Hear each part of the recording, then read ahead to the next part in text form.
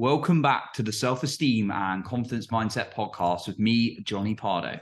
Today, I welcome Hadi to the show, and we're going to be covering self-confidence and overcoming self-doubt, releasing some of those negative mental charges, and a lot more.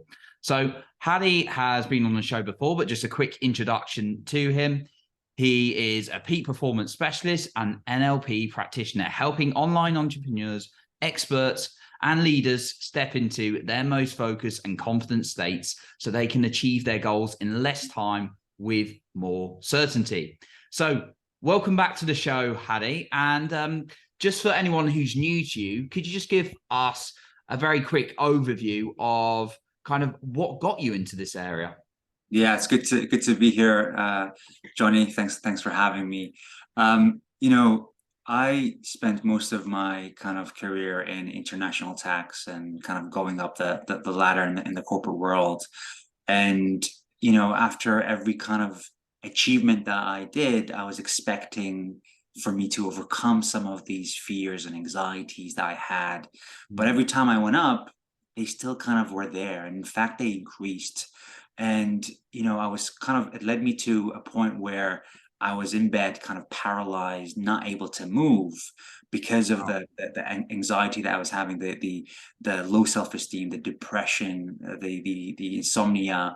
And that kind of made me question, hey, what's going on here? When you're supposed to kind of achieve everything that you're supposed to achieve as you're taught, you're supposed to kind of feel a certain way, but obviously I had that backwards. And that kind of pushed me to really understand how to operate these things called mind and body, these amazing tools that we have, because we're never really given the manual, right?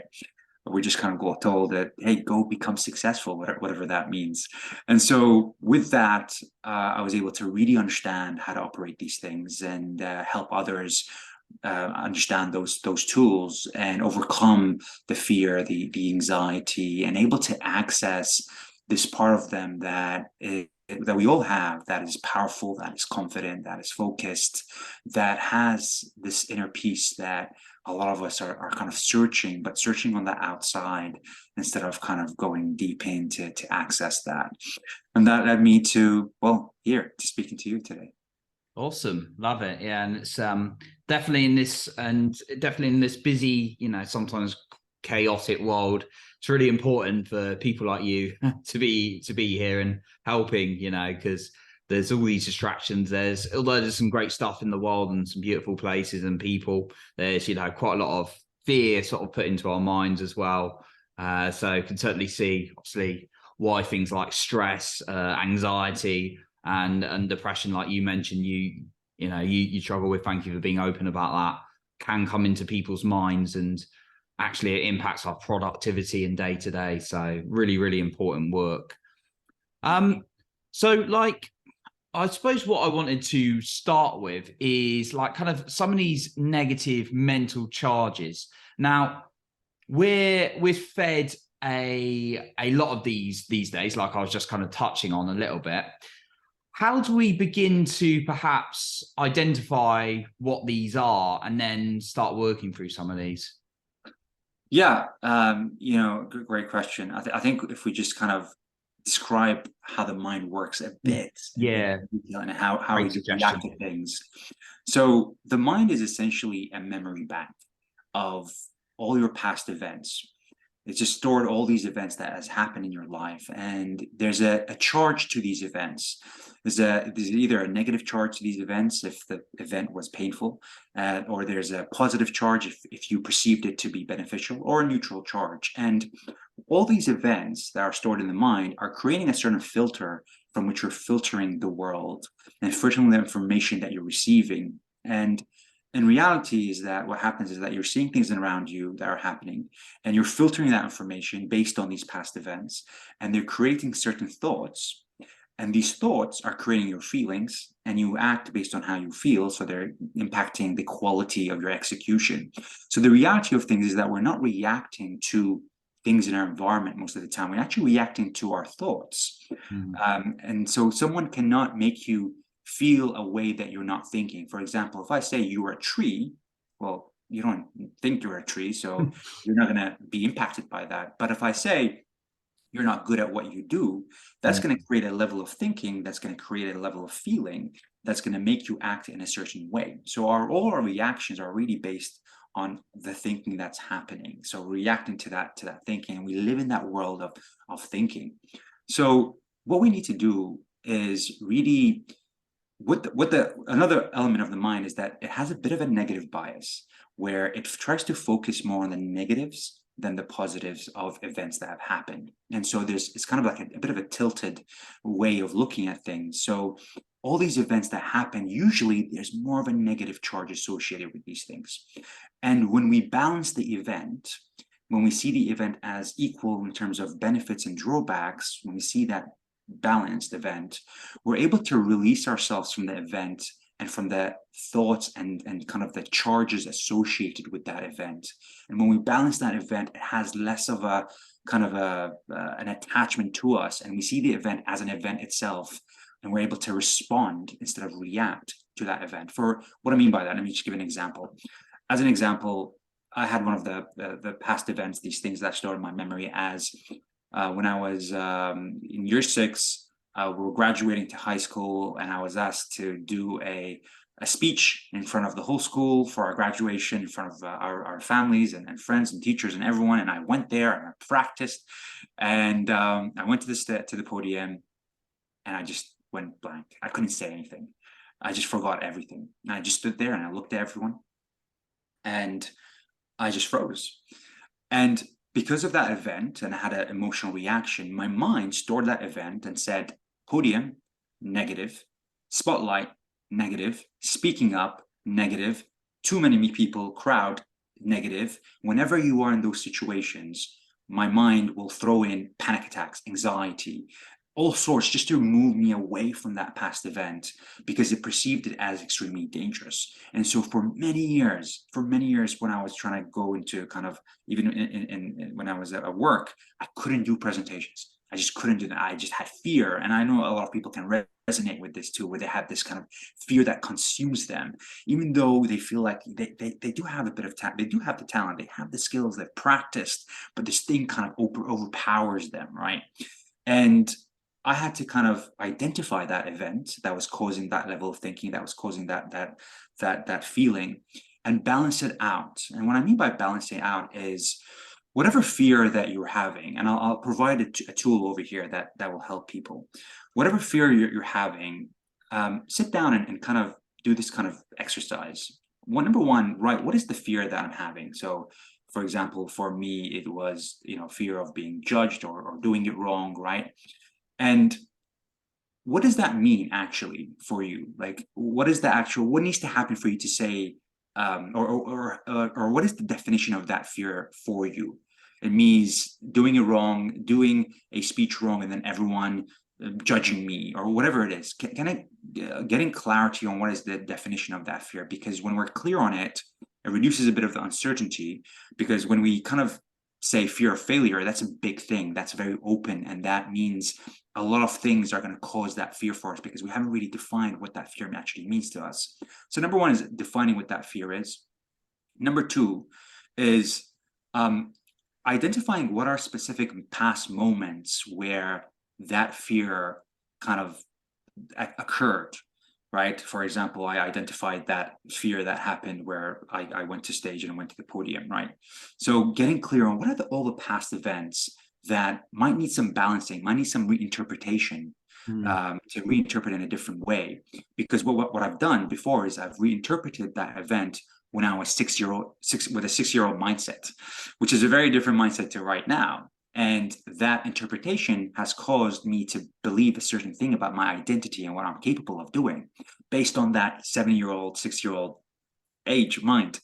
So we go back and we kind of identify these past events, and we balance them out by asking a few questions like, what are the 10 benefits of those events or that event happening or occurring? There's always benefits to the things that we don't want, and there's drawbacks to the things that we really want.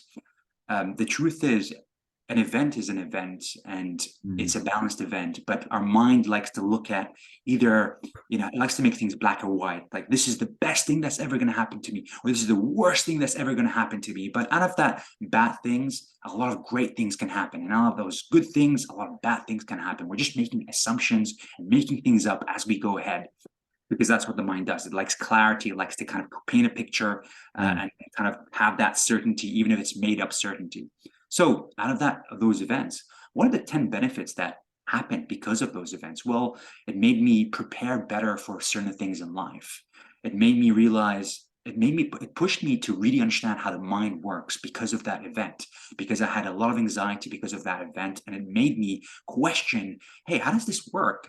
It led me to the state over here where I'm understanding what it means to be at peace because of that event, right? Because if I had everything good and I was just kind of being successful, I wouldn't understand kind of this, or build this right skill set for the next stage to do better presentations in the future. So there's a lot of benefits to these things that have happened, but we're not looking at them because we're seeing the world from a certain perspective, a filter that is usually negative. So balancing that out in that way. And then we ask ourselves, okay, what is the desired fantasy? Like, what is the thing that we really wanted? In my example, it would be, I went out there and I did the best speech in the world and everything went exactly as it wanted, and I had a standing ovation, right? And then we ask ourselves, okay, if the things that kind of happened, or if the event that I'm actually kind of talking about, the podium, for example, didn't happen, what would have been the drawbacks from that? Well, I would have thought that I can do anything and I'm great at everything. And maybe it would have made me judge other people because I think that it's so easy to present really well. Why are other people struggling with that? It made me appreciate the challenges that people have when it comes to these things. So you understand what I mean by balancing these things out? Yeah. And what are the 10 benefits of that happening in the future? Well, it will make me kind of develop my skills further, that I need to kind of really focus on finding out what is it exactly that's making me think like that. It makes me maybe push me to work with specialist people that will help me be even greater than I am right now. And once we balance that event and we neutralize it, then we ask ourselves, okay, what are the 10 actions I can take right now to lower the probability of that event happening in the future?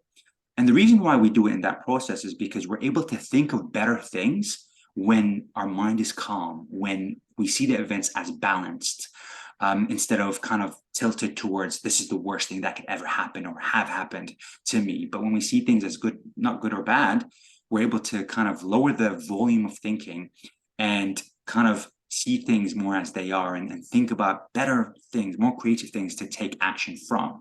So what are the 10 specific actions you can take to lower the probability of that happening in the future?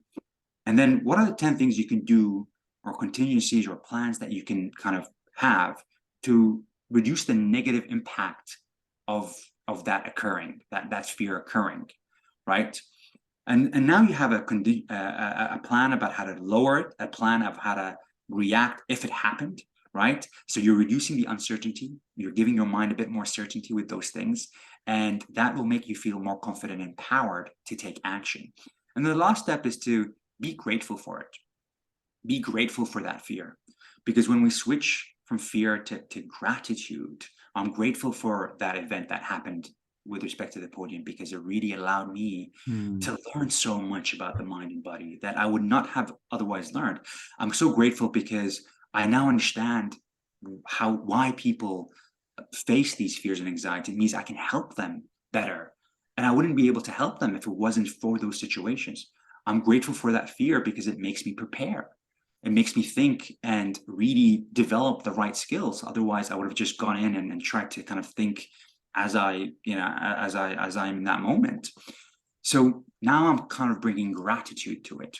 And when you bring gratitude and appreciation to the things that you're kind of taking action, that, approaching those challenges from that place, that's a completely different mindset. That's a completely different feeling. And that really has a completely different quality of action with respect to that initial fear that you're facing. So hopefully that kind of made sense with kind of the process. I do also have like a PDF that kind of describes this a bit more. If people want to reach out, they can find it at mindremastered.com/confidence, and they can kind of download that PDF that describes that. But I don't know if you had any questions or that was that clear with respect to the process. No, absolutely. Really enjoy some nice practical steps there that we can take to get through some of these things that we may not like be conscious to, and we can work through it and then actually affect how our future behavior a little bit more by going through that process. One question I had kind of on this really was, obviously you've given us some really good like step-by-step like ways you can go through this and someone can go through and do it by themselves. What's the value of them doing it on them by themselves or working with, whether it's a friend, whether it's a coach? What would you suggest in that capacity? Is it better to do alone or with someone else? I will always recommend doing it with someone else because there's a lot of blind spots that you are not seeing. There's a lot of things that you won't be able to identify when it comes to past memories. A lot of memories. So the tool that I gave works on kind of a lot of the surface stuff that's coming up for you, right? Past events that you remember that you're okay to kind of go through yourself. But there's a lot of past events that are either a bit traumatic, or two, you don't actually remember them. There's kind of in the subconscious a bit. So that requires a coach to kind of help you and guide you and go back in time to reinterpret those events in a particular way so that you're able to release them. And when you release those events, those events that they still hold attention in your mind subconsciously. You still imagine you have when you have a lot of tabs open in your laptop, they're using processing power. They're taking away your energy. And you might not be thinking about them, but they're still there operating in the background, right? You might have like dealt with it and shoved it down, but they're still there. And when you close the tab by being grateful for it, moving from fear of those events to being grateful of those events, you release them. And with that comes a lot of your inner energy, your confidence, your focus. But with this kind of process that I gave, there'll be a lot that will be missing from your past events because of either they're in the subconscious, there's a lot of blind spots, you're not going to remember every single event. So, obviously having a coach that is going to guide you there with that process can be extremely powerful. And I've had the chance of, working with a lot of experts and even musicians, and time and time it proves to me that it's not talent that's the problem, right? Those musicians, for example, that I work with, they're talented, they're skillful, they're amazing. They've spent hours kind of developing that skill set, but what happens is their mind comes in their own way because of these past events that create a certain filter from which they're distorting their reality and making you see things that is a bit distorted, and creating a level of thinking that's creating that level of feeling that's making them act in a certain way, and they kind of self-sabotage, and they're coming in their own way because of that level of thinking. And when we change that level of thinking and we change those beliefs, you get to access your true power that we can all really access. Yeah, it's so true. Like often, there's a lot what you said about it not being a shortage of it's not necessarily the talent or the skill. It's sometimes just like that kind of our mind getting in the way. Because I mean, another example I can think of is, I know there's sometimes biological influences into this as well. It's like weight loss. Like actually, usually there's, a fairly simple strategy you can follow, what your diet and your exercise, but it's like, we don't do it. Or it's like making money. On the other hand, it's like, we know we've got to spend less, maybe invest a bit into growing yourself and give value to earn more money, to get more money. And we know that, but a lot of us end up in debt, end up broke, end up stagnant or just not moving. And it can be because that mind's in the way, right? Yeah, exactly. I mean, we live in the age of information. There's a lot of information out there that we have access to. And the challenge is not usually the information. It's how we're interpreting those information and how can we execute on that information. And the reason why it's difficult is because of these past events that are making us distort our reality in a particular way and causing us to move away from this perceived fear that you're not even thinking usually is fear, but subconsciously it might be something that your brain thinks it needs to defend you from, because of certain things that happen. As an example, say that I have a friend who got attacked by a dog, right? When he was a kid. Nothing crazy. It was just like he had to run away and it was barking at him. It didn't bite him. But his brain associated kind of any dog with fear. And what the brain does is it will kind of also bring in these other elements of, okay, who was the owner of the dog? Maybe they had tattoos, put the tattoos with fear. There was maybe it was your mom was there, but your mom didn't protect you.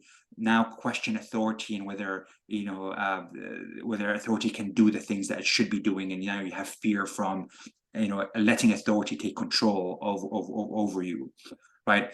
The mind kind of just encompasses all those things and puts them all in the category of negatively charged, and so your mind's kind of in essence sometimes working against you, even when rationally it doesn't make sense. Like, now I see these like cute little dogs that are right next to us, and my friend kind of freaks out. So what we had to do is kind of go back in time and reinterpret those events to release that kind of emotional trauma, as we can call it, and be free from it.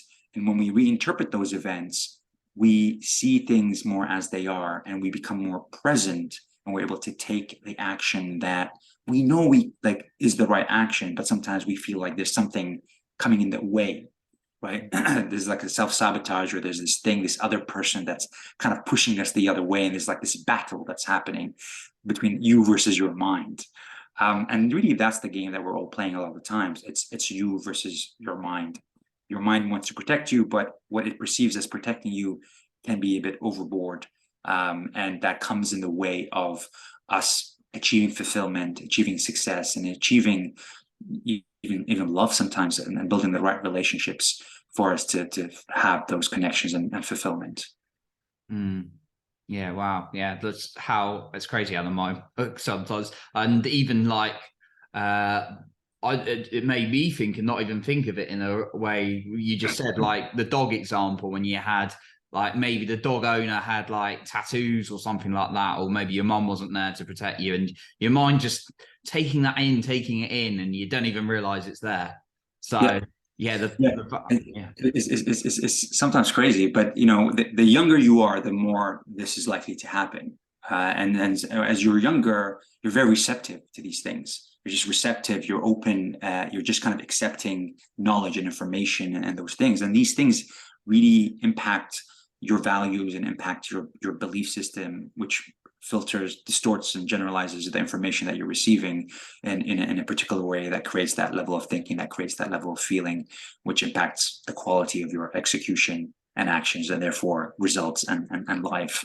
So when we kind of change that level of thinking and change those beliefs, we're able to release those patterns away. And it's those old patterns that are making us do the same thing over and over again. And so we need new levels of thinking to generate different feelings from which we have different actions and behavior.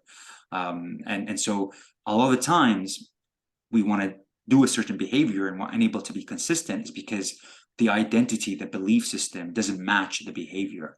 And so we need to kind of work on the beliefs instead of just the behavior. So as an example, in my program, a lot of what I do is we work on mindset, we work on clarity, and we work on peak performance habits.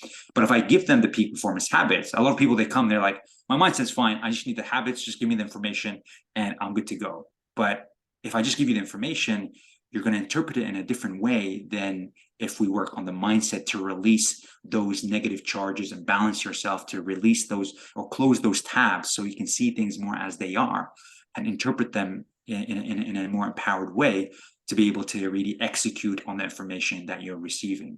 So it's first works on your mindset and identity, and then in information. Yeah, it's really interesting. It kind of that brings me up a point that, I've now and then had a conversation with people in the past, like, oh well, I was debating a coach, but there's some free information I could use out there as well. That's like, well, if you wanted to use that free information by now, you would have used it. So there's definitely, sometimes we think, we just need a strategy, or there's another way to get the strategy, but actually, yeah, that's certainly a valuable lesson I've learned, in that there's something stored in my mind when I was on the stage of buying program after program. I had the capacity to use that and make, hundreds of thousands, but the fact I didn't was because there was something wrong, and I had to work through some of those blocks, which we're always, it's an ongoing journey, right? To keep Yeah, working through more and more.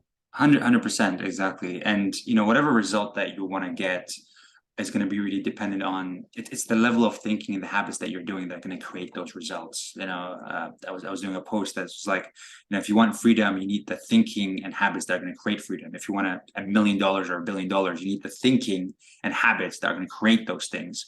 And if I had a USB and I would be, had the $1 million thinking, and I gave you that USB, and it kind of created a different level of thinking, then you would create a different level of feeling and have different level of behavior that's going to kind of create that result. So we kind of need to kind of question those thinking, and it's very hard sometimes to do that by yourself, is because you're kind of swimming in thoughts all of the time. It's like, you're a fish in water and you don't realize you're in water, and there's a lot of information coming at you, and you're overwhelmed with that information. You're able to kind of identify, where's that information coming from? What is the beliefs or patterns that are creating that information, that are creating those feelings? And it requires a lot of time sometimes to do by yourself. So kind of, working with a coach can, one, work on the blind spots that you're never going to see anyways. Two, kind of compresses time. And three, have more of a impact on that level of thinking. But hopefully also that kind of process allows people to think about how they're seeing events in a very different way, and see how their mind sometimes is playing this game of black or white, and these assumptions about events. Yeah, totally. Nice. It's been very, very valuable, Hadi, as for our last conversation. So appreciate all you shared and some of the practical tips today. So thank you for that. Before we kind of go, obviously, just wanted to check if there's any final point you wanted to share, and then also just a reminder of where people can find you, and actually the resource you have available for us. Yeah, I mean, first of all, thanks again for having me. Always love speaking to you. And just to everyone, thanks for joining. And remember that you are powerful, you are confident, you are focused, and you are able to access those things. And sometimes, there is a bit of a friction that happens because of this kind of you versus your mind tug of war that's happening at times. So kind of having that introspection to understand, what is the feeling that's happening right now, and what's behind that? What is the thought that's creating that feeling, and what's the belief or patterns that are creating those thoughts? And to balance out those certain events that created those beliefs, to see them more as events, and to kind of remove yourself emotionally from that, so you're, instead of reacting, responding.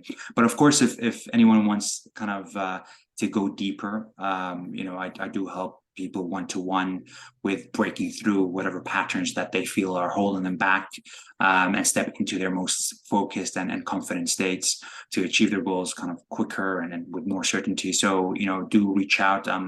Either you can reach me out on Facebook, so hadi.h.haboobi, that's HABOOBI. And I'm also on LinkedIn. You can search me over there, but usually I'm mostly on Facebook. And of course, again, if you want that kind of PDF that kind of describes a bit more of this process, you can find that at mindremastered.com/confidence. And so, yeah, thank you so much. Awesome. No, I appreciate you being on today, and we'll be sure to link all that up in the show notes below, so can find it easily. So once again, a massive thank you, Hadi. So that concludes our episode for today. And remember, you are in control of your own self-esteem and confidence.